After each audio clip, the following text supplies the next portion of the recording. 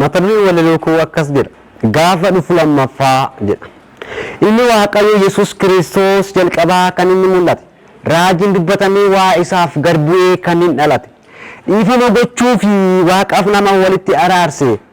biyya lafaa dhufee abaasa nurraa cabse utuu waaqa ta'ee jiru jal'ootaan of dhiphise wanta baay'ee erge foomsaa kanas rakkisee xumuratee sokkee ergama abbaan itti kenne rakkinatti cileefis kaayyoo dhufeef hin ganne anatti amanaa jireenya qabaattu waan asin jaalladhuuf lubbuu kee kennuunis anatti ulfaattu jedhee akka dubbate simboo uumamaa gadhiisee aangoof ulfinasaa hunduma isaa dhiisee hiyyeessaaf wallaalaa gidduu galeessa godhatee tokkitti lubbuusaa dhala namaaf laate gara abbaatti ol ba'ee gootummaadhaan fixee furtuu du'aas fuudhee si walitti gallixee gara abbaatti ol ba'ee gootummaadhaan fixee furtuu du'aas fuudhee si walitti gallixee akkas jedhee deeme handafeetan dhufaa akka ijoollee abbaan qabne siniin kaa'u qofaa kanaafuu ammasitti amanamaa naaf ta'a waan tokko dhiphatinaa nafsiniif yaadda'a isa lammaffaa garuu gaafa dhufu nan faradaa kannaan hin sodaanne akka cidii badaa dhiifama gochuun miti lammaffaa gaafa dhufu namni hunduu gugguufee araar jedhee yoo kufu kunoo duumessa duukaa annafuufan jira sanyiif qarshiin looguun hin jiru ana bira dubbii koo dhaga'ee kan itti jiraatu waandoo isaaf qophaa'e naaf jedhee inni baatu qulqullummaa isaa eeguuf namni hin nuffine abboommota isaaf kennes innichi hin kuffisne gara mirga baataa jireenya qabaata nuffii tokko malee bara baraan jiraata dhufuun Yesuus lammataa calaluudha baqiif callaa qulqullummaa ofii eegnaan Yesuus waliin galla warra hanga dhumaatti dhaabbatanii biyya lafaatti hir'isu fudhatee ol ba'a malee harkisi dachee hin deebisu haala kam keessattuu warri waaqa sodaatanii dhiphuudhaaf gidiraa warri isaaf jedhanii bahatanii warri bineensicha mormuun billaadhaan gorra'amanii dhugaa wangeelaaf jechas jarri ari'atamanii jireenya argachuuf jiru Yerusaalemitti ba'anii keessaa qooda kan qaban jarri haa gammadanii warri dhaabbachuu dadhabanii bineensichaaf booji'amanii baay'ee nama gaddisiisa jireenya argatanii deebiin Yesuus qajeelotaaf ni ta'a gammachuu dubbisaaf abboomani yoo barbaadetti sirmaachuu firdii kennuuf dhiyaadheera jedhee Mikiyaas 3:5 irratti akkuma dubbatu zaqqoonni warri hamoonni bara baraan abiddaan gubatu inni hojii keenya beeka isan barbaasu nama gaafachuu firdii haqaa kennuufis raagaa dhiyeeffachuu barcuma firdii duraa hunduu qofaa ta'a wanta duraan hojjete tokko tokkoon lakkaa aarsaan sabab cubbuuf dhiyaatu tokko illee hin jiru sabab qubsaan qaba jedhee abbaan barbaade yoo hiru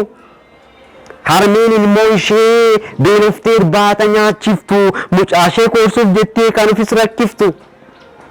mucaasheef waliin taatu gaafa guyyaa sanaa galmee tokko tokko qofaatti namaa bana raajiin namaaf kadhatee dhukkubatti nama hiiku gaafa guyyaa firdii namatti yoo siiqu jaarsolii paastorii waldaa warri saba gaggeessanii ergamoonniif luboonni warri ergaa dabarsanii eenyuuf waliin ta'an galchuun danda'an nam tokko baay'ee haasanis yeemaniifis rakkoo deeree dhufuusaa lammaffaa milikiitoota tatta'anii bartoonni isaa gaafannaanis waan jedhe gooftaanii maasichis ni sobaa maqaa isaan akka dhufu warreen fo'aman illee hanga ga'anitti kufuu raajonni sobduun akka isheen baay'attu maqaa waaqaan dhoftee akka isheen kadhattu lolli foduun lolaa akka dhaga'amu seer malee jiraachuun baay'atee jaalalli akka hir'atamu sochii lafaa ta'ee gaafa nama hunkuru haadhoon garaa jabinaan obboleessa gaafa gurguru beelliif dha'ichi dhufee akka nama boonu sabni sabarratti ka'ee akka inni wallolu wangeelli humna guddaan akka lallabamu misraachonni gaansunis akka dhaga'amu kun jalqaba culiinsuuti miti inni isa dhumaa deebiin isaa lammaffaas garba akkuma ibuusaa dura ilmichi badii akka ba'u garaa jabinaanis mana qulqullummaa keessa akka taa'u waggaa 3 jajaaf mootummaa akka fudhatu waa tokko malee akka garaa akka fudhatu qulqulluu sagaduuf didanii billaadhaan akka kutu warreen sodaataniin immoo barsiisaan akka butu keessa baasee nutti meera ilmi waaqayyoo namni dubbisaa dhaga'e ni oola leeyyoo guyyaa gara dhumaatti yeroon sodaachisaan akka ta'u akka garaa jiraata dhaloonni xumura jala gaaf ga'u kan irraa mul'atu mallattoon fakkaattonni bara dhumaa kan irraan dhabamnes yeroo hundumaa ofittoof sansatoo of jajjoofafuu arrabsituu gadhiisitti kan jiraatan waan qullaa jibbituu guyyaa gara dhumaatti yeroo sodaachisaan akka ta'u akka garaa jiraata dhaloonni xumura jala gaaf ga'u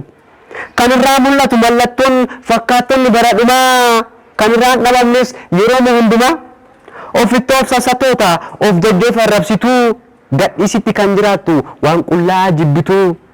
warreen haadhaaf tole jedhanii abboomamne itti dabaluunis warreen galata hin qabne kanneen jaalala hin qabne jibbituuf maqballeessituu of arguu dhabuudhaan kan of bokoksitu warreen dabarsanii nama kennan kan namatti hin madaqne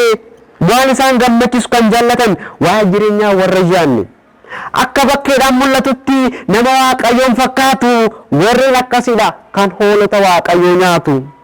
warreen akkasirraa fagaadhu jedhee lammaffaan Ximootos boqonnaan 3 hin dubbata calaqqiftoota warra akkasii gooftaan abiddatti darbata eeyyan ilmi waaqayyoo gaafa ulfinaan deebi'u kan inni simanne warreen inni ari'u waaqayyolii tolfaman waaqessuu qoricha namatti gochuu biddeen jireenyaa Yesuusin dhiisanii waaqa tolfamaa tolfachuu weenuudhaaf machi qoccoo falbaadhummaa hammina raawwachuu qooda gochuu gaarummaa dheekkamsaaf ofittummaa diinummaaf naaffaa isaan ari'uuf jira gooftaan gaafa dhufa lammaffaa yaadaan gargar cabuu barsiisaan gargar cabuu warreen akkasiiti mootummaa waaqaa kan dhabu Galaatiyaan boqonnaa 5 lakkoofsa 9-21 lafa kaa'ee jira warreen hojjetan rakkoo mootummichatti galuuf kan abdachiifamanii warreen waamaman keessas jarri fo'amanii uffata cilichaa jarriin uffatanii jaalalaaf gammachuu warreen qabaatanii